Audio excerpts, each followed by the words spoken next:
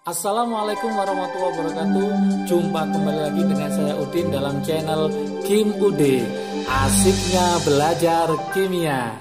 Oke, materi hari ini adalah perkembangan sistem periodik unsur. Akan kita bahas gimana sih sampai terbentuknya sistem periodik unsur yang sekarang ini. Yuk kita mulai. Yang pertama kita harus paham dulu ya hukum triade ya. Yang pertama, yuk kita bahas nomor 1. Sebelum ke sistem periodik yang sudah ada, yang pertama kita akan membahas namanya hukum triade. Hukum triade yang dikemukakan oleh Dobereiner.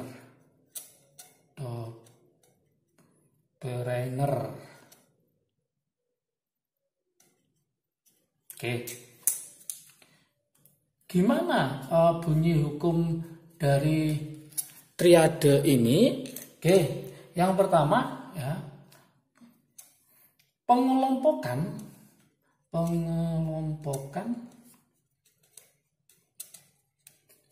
unsur-unsur yang mempunyai sifat unsur-unsur yang mempunyai sifat kimia saja. Jadi sifat kimia yang sama maksudnya ya. Jadi pengelompokan unsur-unsur yang mempunyai sifat kimia sama berdasarkan ini awalnya berdasarkan apa? Kenaikan massa atomnya. Kenaikan massa atomnya. Jadi pertama, Dobereiner mengatakan bahwa dia mempunyai sifat kimia yang sama berdasarkan kenaikan massa atomnya. Dari kenaikan massa atomnya yaitu dalam triade. Sehingga dikenal dengan hukum triade ya. Tri itu berapa? 3. Berarti dalam 3 unsur. Oke. Ternyata unsur di tengah ya. Unsur di tengah mempunyai massa atom ya. Yang di tengah itu nanti mempunyai massa atom rata-rata dari massa kedua unsur yang lain. Dari massa kedua unsur yang lain. Oke, misalkan gini, kita punya Li ya, Li punya Na, kemudian punya K. Ini nomor atomnya 3 kan? Yang ini 19, yang ini 11. Nah, ternyata ini nomor massanya adalah 6,9. Misalkan itu ya, yang ini adalah 39,1. Ini berapa? Nah, tanda tanya gitu. Maka untuk mencari yang ini adalah rata-rata dari massa kedua unsur yang lain. Berarti mencari adalah 6,9 ditambah 39,1 dibagi 2. Maka ketemu 46 dibagi 2. Maka ketemulah 23. Sehingga 23 itu mengisi posisinya sini. 23. Nah, hukum triade ini dia punya kelemahan. Nah, kelemahannya apa? Saya tulis di sini, kelemahan. Kelemahan dari hukum triade ini adalah banyak unsur yang mempunyai sifatnya mirip. Banyak unsur yang mempunyai sifat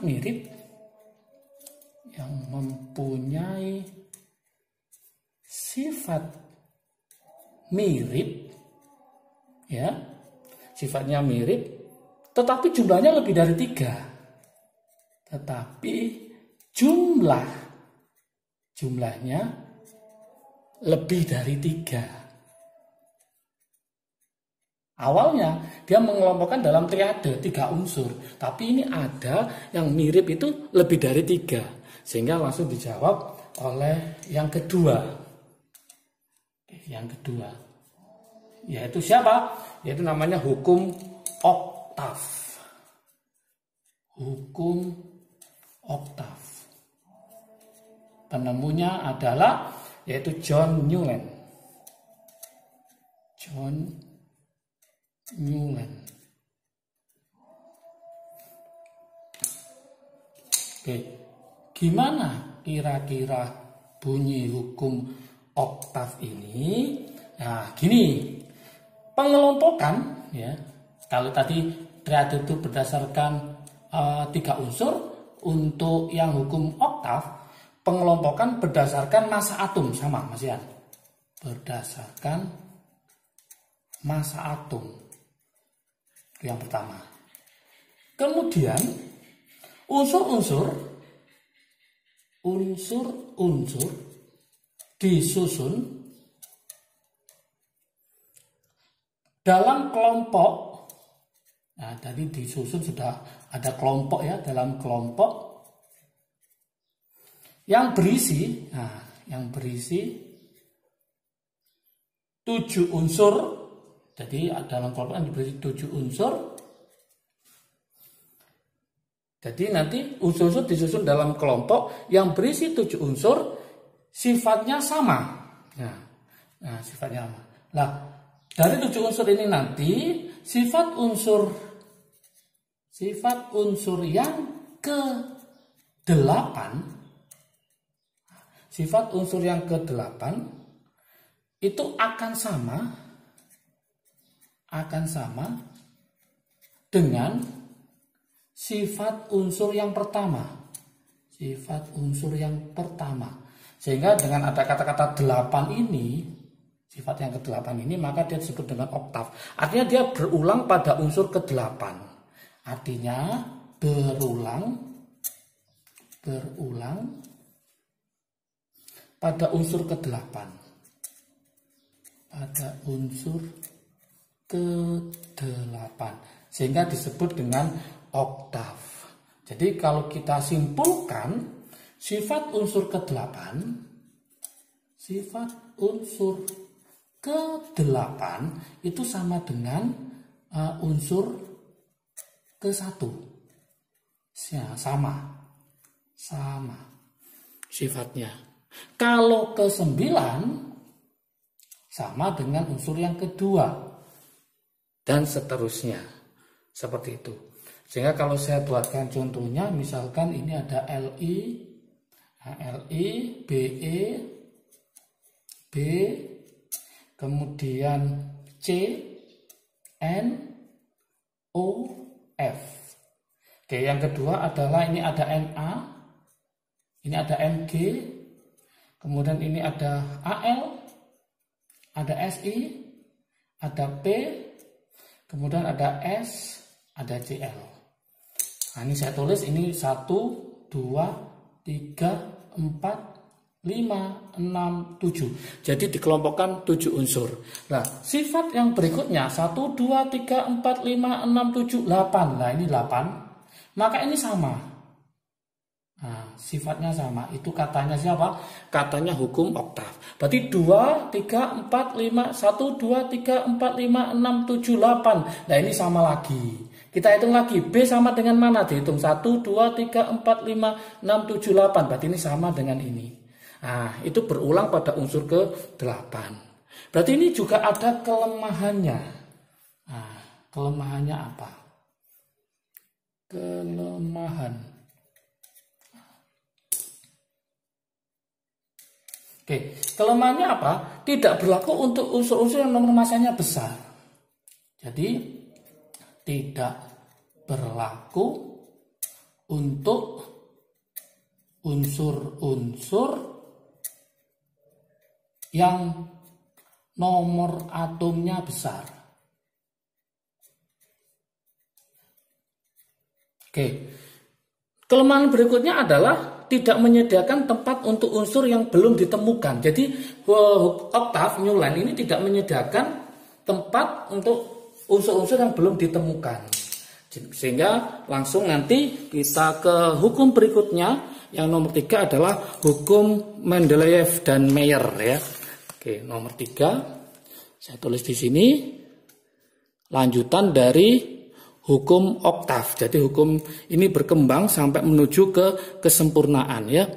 Yang nomor 3 ini hukum Mendeleev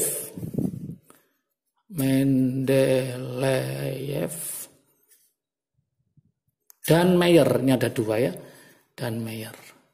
Nanti Mayer itu sifat fisika, untuk Mendeleev ini nanti sifat fisika sama sifat kimia ya.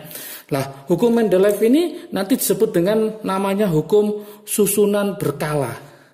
Jadi nanti namanya adalah hukum yaitu susunan berkala. Susunan berkala. Oke. Gimana bunyinya hukum dari Mendeleev? Oke, yang pertama intinya apa? Unsur disusun dalam tabel. Unsur disusun dalam tabel, itu yang pertama. Oke, berikutnya hukum Mendeleev mengatakan bahwa unsur dengan sifat yang sama, sifat yang sama diletakkan dalam satu kolom. Sudah ada kolom, diletakkan dalam satu kolom. Dalam satu kolom. Dari atas ke bawah. Dari atas ke bawah. Oke, tadi saya sudah ngomong ya, kalau Mayer itu berdasarkan pengelompokannya berdasarkan sifat fisika Mayer. Nah, kalau Mendeleev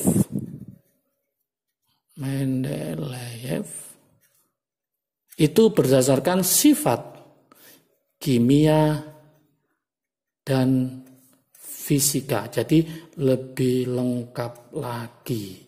Oke.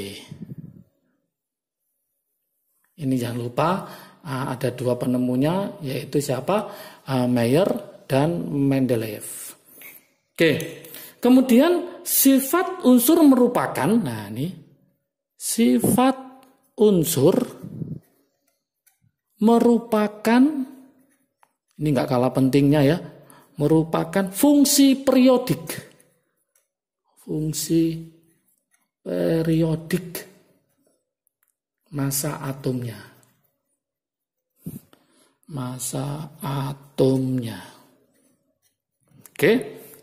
Kemudian terdapat, ya ini sudah lumayan lebih lengkap, terdapat 8 golongan dalam lajur vertikal,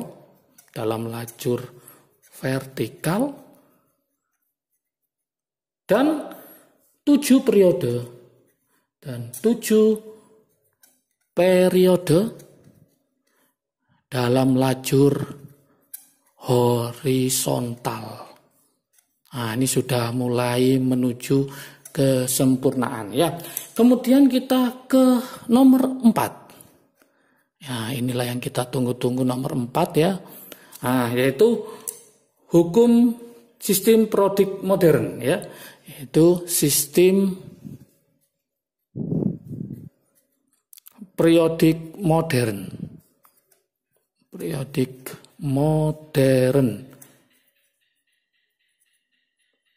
Atau bentuk panjang. Oke, oleh siapa ini? Yaitu oleh Henry Moseley.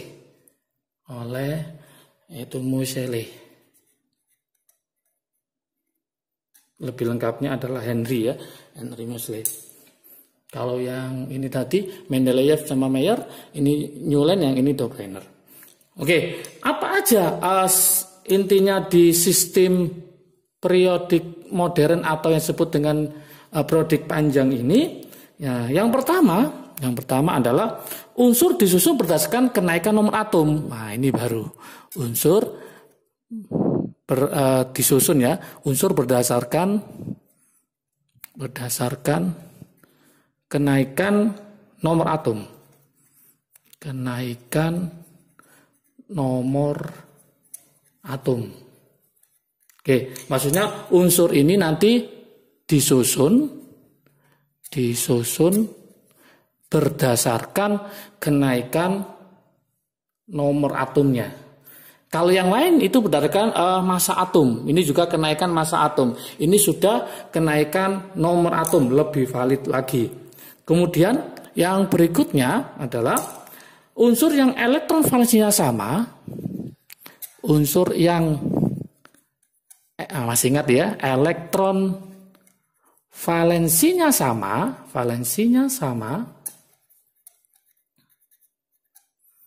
diletakkan dalam satu golongan.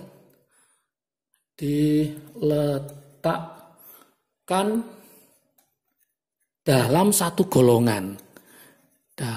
satu golongan. Dan unsur yang jumlah kulitnya sama dan unsur yang jumlah kulitnya sama, oke, diletakkan dalam satu periode.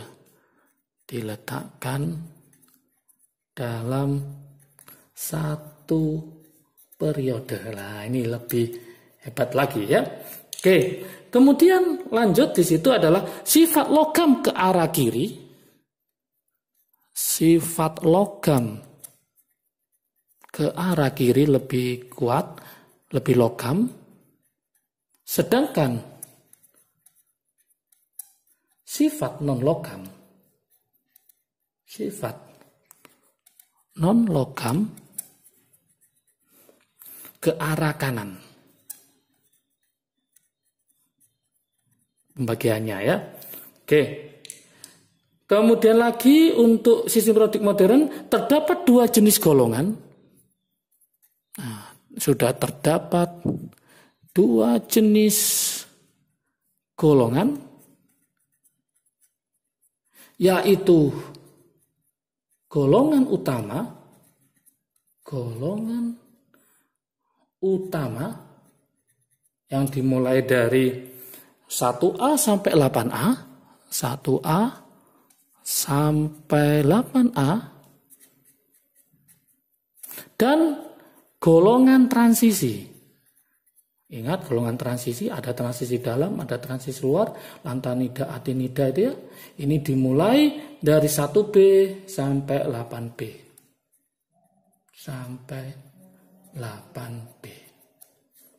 Oke. Inilah perkembangan sistem periodik unsur dimulai dari triads, oktav, Mendeleev dan Mayer, dan sistem periodik modern panjang atau yang dikemukakan oleh Moseley. Oke, semoga paham. Jangan lupa kalau video ini bermanfaat bagi kalian, silahkan di-share ke teman kalian supaya manfaatnya lebih banyak lagi. Like, subscribe, dan komentar tetap diharapkan supaya saya membuat videonya lebih menarik lagi. Kalau menginginkan materi rangkuman dari video ini bisa dilihat di IG Kim UD. Jangan lupa follow ya. Oke. Salam sukses selalu dari Kim UD, asiknya belajar kimia. Assalamualaikum warahmatullahi wabarakatuh.